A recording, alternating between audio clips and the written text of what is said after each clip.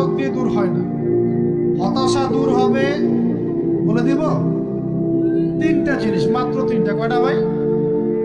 এক, 5 ওয়াক্ত নামাজ। এক কি?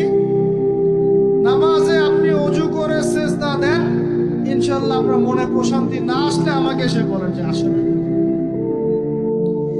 চোখের পানি, মনের আবেগ যা আছে আপনার ভিতরে, কষ্ট, দুঃখ, যন্ত্রণা, সব আল্লাহকে ঢেলে দিবেন ইনশাআল্লাহ। নিজের আবেগ ধরে রাখবেন এখানে, আপনি আল্লাহর জন্য ঢেলে দিবেন।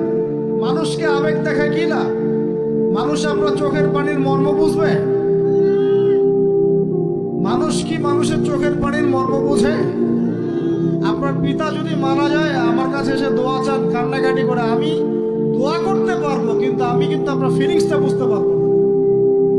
আপনার অনুভূতি কে বুঝতে পারবেন? আল্লাহ পাক আপনার ঘাড়ের রগের চেয়েও কাছে আছেন। সুবহান সুবহান, আল্লাহ পাক ঘাড়ের রগের চেয়ে কাছে আছে। গতকালকে বাংলাদেশের একজন বরেণ্য আলেমের সাথে একটা কনফারেন্সে ছিলাম।